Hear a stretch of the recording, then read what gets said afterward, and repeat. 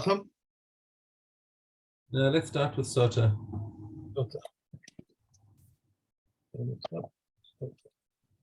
Okay. I saw yesterday, I was reading an article about Daf Yomi and the Yomi, all the stuff, and they said the hardest Masechta was Yamos. Yeah, Yevamos, there are three Masechtas that are generally acknowledged as the most difficult Masechtas in Gemara specifically, and by the acronym Ani, Ayin, Nun, Yud, being Eruvin, Nida, and Yevamos. Okay, and we accomplished them all. We accomplished them all. We've done Mishnayos, which is I know. I know we didn't accomplish all. I didn't mean it that way. So okay, let's get going. Your post I'm post. You're done. Okay. A betrothed woman and a woman awaiting yibum neither drink nor do they receive payment for their marriage contract. It is, as it is said, when a woman strays from under the authority of her husband to the exclusion of a betrothed woman, and a woman awaiting yibum, a widow married to a Kohen Gadol, or a divorcee, or a woman who received Chalitza married to an ordinary Kohen, a Mamzeris or a Nishanite married to an Israelite, and an Israelite daughter married to a Mamzer or a Nishanite, these neither drink nor receive payment for their marriage contract. The following women also neither drink nor receive payment for their marriage contract: one who says, I am defiled, and one about whom witnesses testify that she is defiled, and one who says, I will not drink, but one whose husband said, I will not give her to drink, and one whose husband cohabitated with her on the way receives payment for a marriage contract but does not drink. If their husbands died before they were able to drink, Beis Shammai says they receive payment for their marriage contract but do not drink. Beis Hillel say they neither drink nor receive payment for their marriage contract. A woman pregnant by a previous husband and a woman nursing her child by a previous husband neither drink nor receive payment for their marriage contract. These are the words of Reb Meir. But they can come and say, he can separate from her and take her back after a period of time. A sterile woman or an old woman or a woman who cannot bear children neither drink nor receive payment for their marriage contract. Reb Eliezer says he can marry another woman and be fruitful and multiply from her.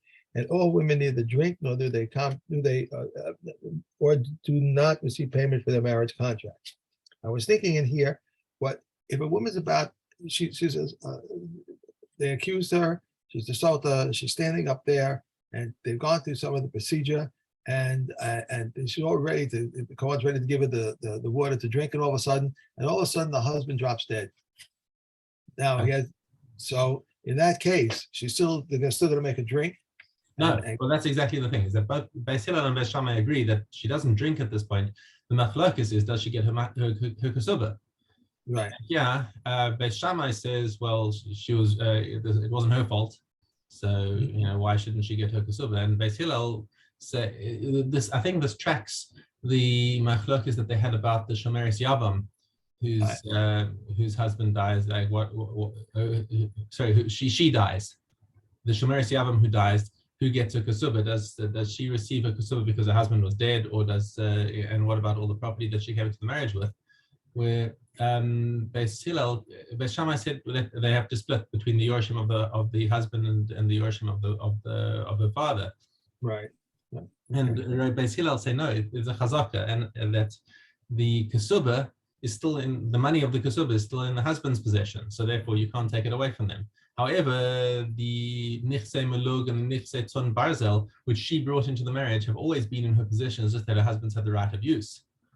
So therefore, those go back to her father's yorshim. So now it's a similar thing over here, where she is ready to drink the Sotah water. Her husband drops dead. Does she get the kesubah? Well, what's the chazaka of the kesubah? The kesubah is still sitting in her husband's possession. She can't extract it. Yeah, right. Okay. All right, I got it. Okay.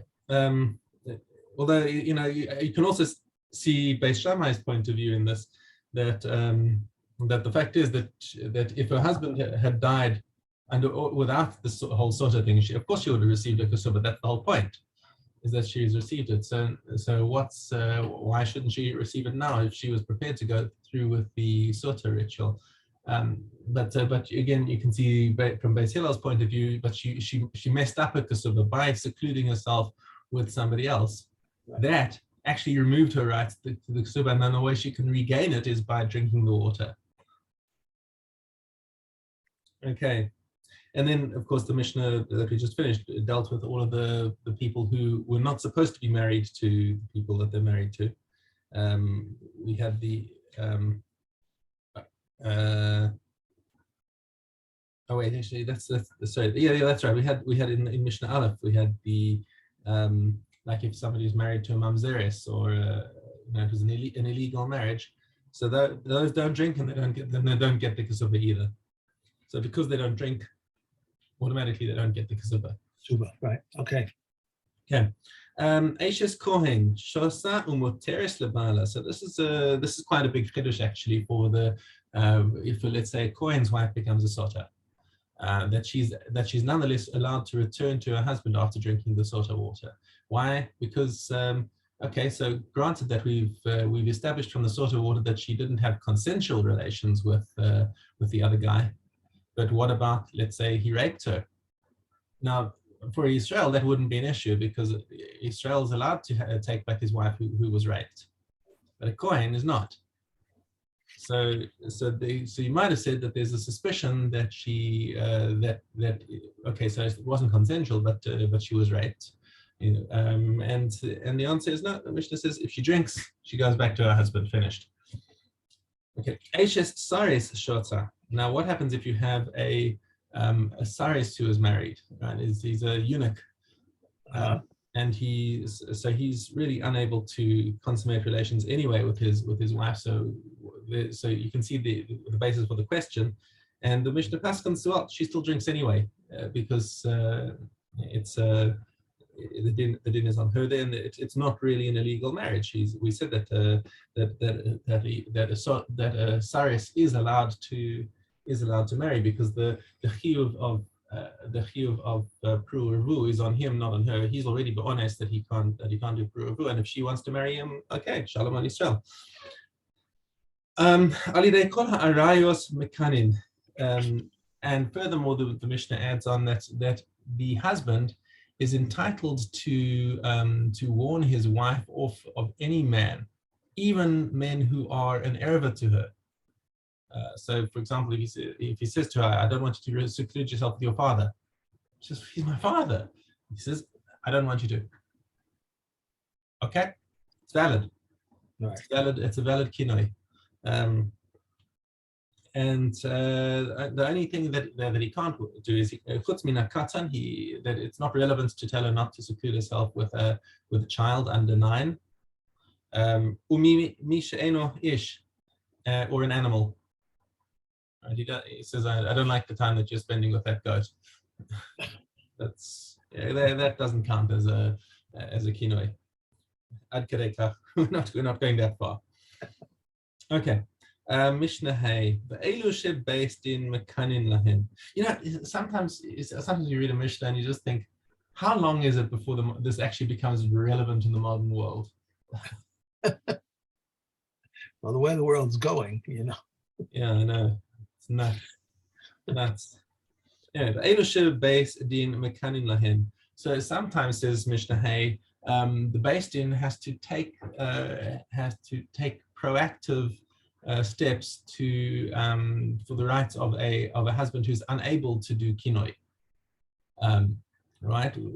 Mishe nischarash bala, a woman whose husband became a cheresh, okay, or nishtata, or he lost his sanity, maybe temporarily, maybe not, okay, or shehaya chavush bebeis ha'asorin, or he was stuck in prison. And people are seeing that this woman is going and secluding herself with other people. So Beis Din has got to take the initiative and go to this woman and say, we're warning you, you are not allowed to be secluded with this man. Okay? Not in order to force her to drink. Right? It's not because her husband's not in the Beis Din is not going to take the place of her husband and force her to drink if she now goes and secludes herself again.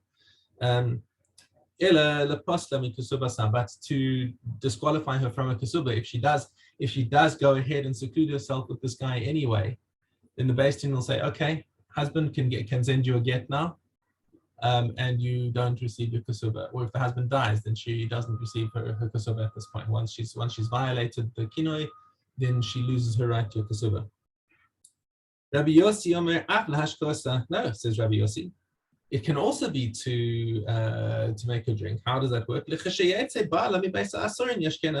So the husband comes out of jail, then he's allowed to take advantage of the kinoi of the beis din in order to make his wife drink. Okay. But actually, Rabbi Yossi, the halacha does not follow Rabbi Yossi and in fact the halacha is that the husband has to be the one to issue the kinoi if he wants to also make her drink. Okay, Perek Hey, Kashem Shamayim Bodkin Osa, Kachamayim Bodkin Oso, and this is where we learn that all of this that we've been talking about has been talking about the woman, what's going to happen to her, but you know what? The adulterer is also going to get the same punishment wherever he is. She drinks, it's electric over to him. Wait, say that again. She drinks, and if she drinks, it's an electric effect. Whatever happens to her happens to him. Osmosis.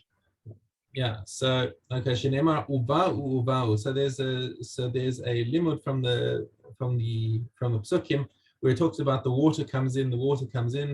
Kashem she'asura labal kach asura laboil. And just as she is now prohibited to her husband, as for example, if she confesses. And she doesn't drink, right? She will now be prohibited to her husband, but she will also be prohibited to the adulterer. Okay. Shenemar nitma'a v'nitma'a divrei Rabbi Akiva, and Rabbi Akiva learns this from the double usage of the word nitma'a, which was unnecessary, and therefore he learns it out that this should be that not only is she asked to her husband, she is also asked to the adulterer. To the adulterer forever. In other words, if forever. She may not. Gets a kasuba, she's a single person now. She still can't marry. She doesn't get a kasuba. She's divorced. She doesn't get a kasuba. That's what I meant. Yeah, that's what I meant. She gets a get, right? Get no kasuba. And she's allowed to marry any man in the world except for the adulterer. And what would happen if she did marry him? That would be an illegal marriage. I mean, it would be the kiddushin would be chal. He doesn't become an erva to her such that the kiddushin isn't even chal, but it would be like a kohen to a divorcee. Right. Okay. They would be obligated to divorce, and whatever they take sanctions against them. Right. Okay. Amar Rabbi Yeshua kachaya doresh Zachariah ben Katzav, and Rabbi Yeshua agrees with Rabbi Akiva. He says this is exactly what the drasha was that Zachariah ben Katzav says. However, Rabbi Huda Nasi says no. He learns this from a different pasuk. He says Shnei pamim ha'amara ha'amim b'parsha im nitma'a echad lebal ve'echad leboil. So he learns it from a different place that it's one pasuk is for Issa to the husband, and the other one is for Issa to the adulterer. Okay, and that's our new Mishna for the day. Okay. Okay, back to Aleph Gimel. Okay. The following women are forbidden to eat truma: one who says, I am defiled to you, or one about whom witnesses testify that she is defiled, and one who says, I will not drink, or one whose husband does not want to give her to drink, and one whose husband cohabitated with her on the way. How much he deal with her? How much he deal with her? He takes her to the court of that place, and they designate 2 learned men to accompany him, lest he cohabitate with her on the way. But Yehuda says her husband cannot be trusted regarding her. Her husband is trusted regarding her. That's what they bring her up to the high court in Jerusalem, where they instill fear in her, in the manner in which they instill fear in the witnesses to capital cases. They say to her, my daughter, wine causes much impropriety, levity causes much, childness causes much, and bad memories cause much.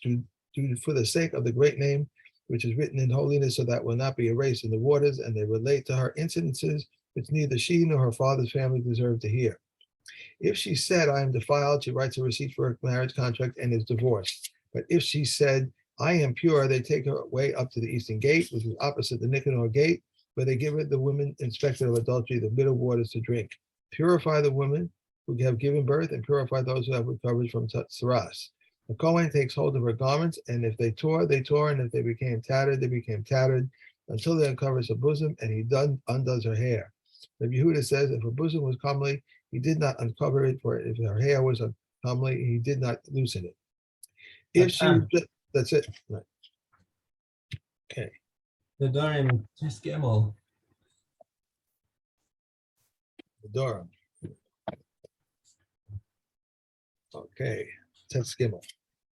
Reb Meir says there are things which are like unexpected developments and are not like unexpected developments. The Gekumen, however, do not agree with him. How? If one said, Kohanam, I'm marrying so-and-so because her father is evil, and they told him he died and or that he had repented. Kohanam, this house with respect to my entering because an evil dog is in it, because the snake is in it, and they told him the dog died or that the snake had been killed. These are things which are like unexpected developments, but are not like unexpected developments. The Gekumen, however, do not agree with him. Reb Meir also said that they can find ground to annul his neder from what is written in the Torah, and they say to him, if you had known that you transgressed, you shall not take vengeance, or you shall not bear grudge, or you shall not hate your brother in your heart, or you shall not love your fellow, you shall love your fellow as yourself, to pay for the ketubah to her. No, that's No. Yeah, that your brother may live with you. Perhaps he will grow poor and you will not be able to support him. Would you have vowed? If he said, I had known that this was so, I would not have made the neder. It is permitted. They find grounds to annul a man's neder by reason of his wife's ketubah. It happened once that a person made a neder prohibiting benefits from his wife, and her ketubah was 400 dinars. He came before Rabbi Akiva, who obligated him to pay her ketubah to her. He said to him, Rabbi, father left 800 dinars. My brother took 400 and I took 400. Is it not enough that you should take 200 and I 200? Rabbi Akiva said to him, even if you have to sell the hair on your head, you must pay her ketubah to her. He said to him, had I known that this was so, I would not have made the neder. And thereupon Rabbi Akiva permitted her. Okay. The two, I'm sorry? Devamos. Oh. Dalet Ches. Yeah.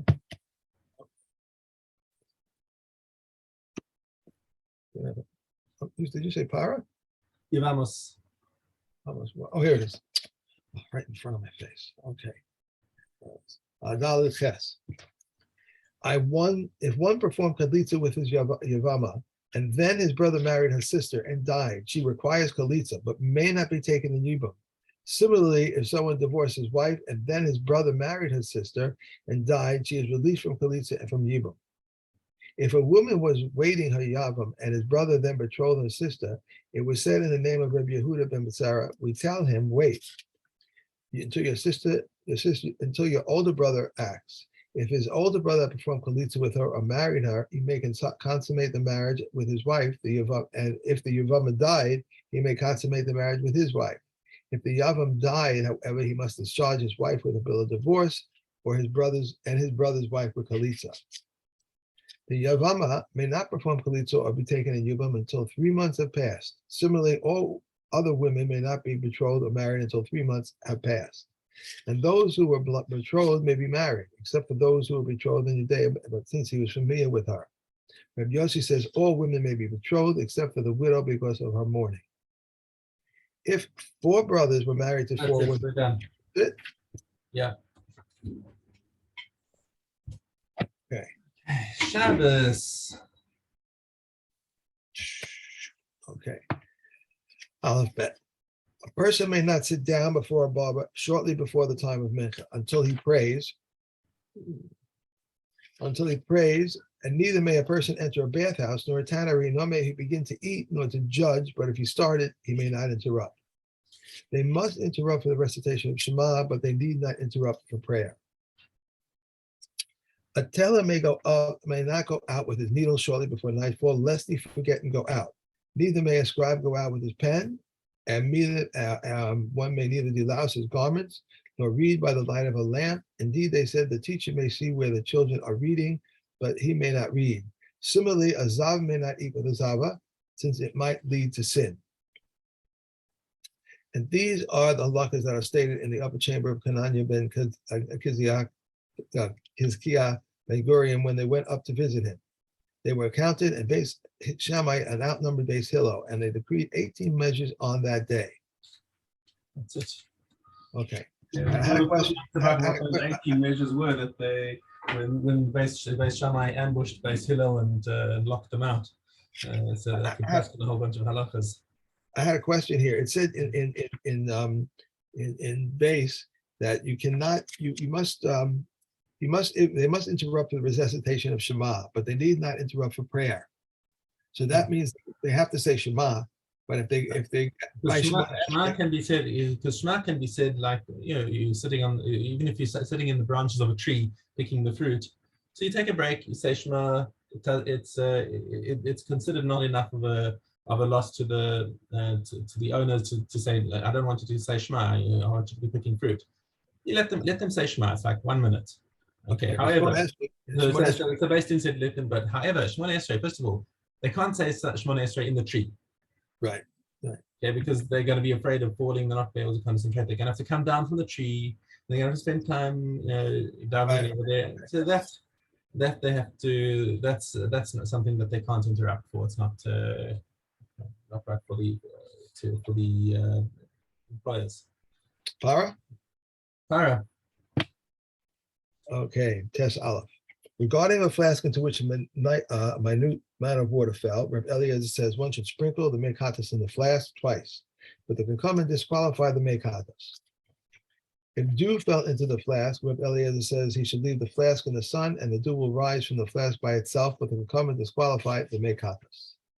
If beverages or the juice of fruit fell into the flask, he should pour out the contents and must dry the flask. But if black ink, gum arabic, ferrous sulfate, and anything else that leaves a stain fell into the flask, he should pour out the contents, but does not need to dry the flask. If shakatzim or rimatzim fell into a flask and they burst, or the color of the contents of the flask changed, the mekatos is invalid. As for a kippus, chip yisus, that's wrong. Is in modern Hebrew it's a beetle.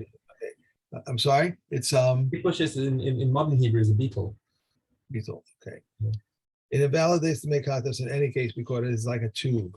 Reb Shimon and Reb Eliezer ben Kappa say if a dira or a kinaf that are found in grain fell into the flask, the mekatos is valid because they do not have moisture in them.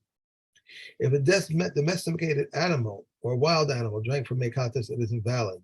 All birds invalidate mekatos except for a dove because it sucks. Siratzim invalidate mekatos except for a weasel because it laps. Reb Gamliel says a snake also invalidates mekatos because it spits. And Reb Eliezer says a mouse is also invalidates mekatos. Okay. If any of these were ejected from atop the altar, they need not be returned. Similarly, an ember which was ejected from the altar, limbs of offerings which were ejected from the altar before midnight, they should be returned to the altar, and one is liable for me'ilah on their account. After midnight, they should not be returned to the altar, and one is not liable to me'ilah on their account. Just as the altar sanctifies that which is fit for it, so the ramp to the altar sanctifies. Just as the altar and the ramp sanctify that which is fit for them, so sacred festivals sanctify.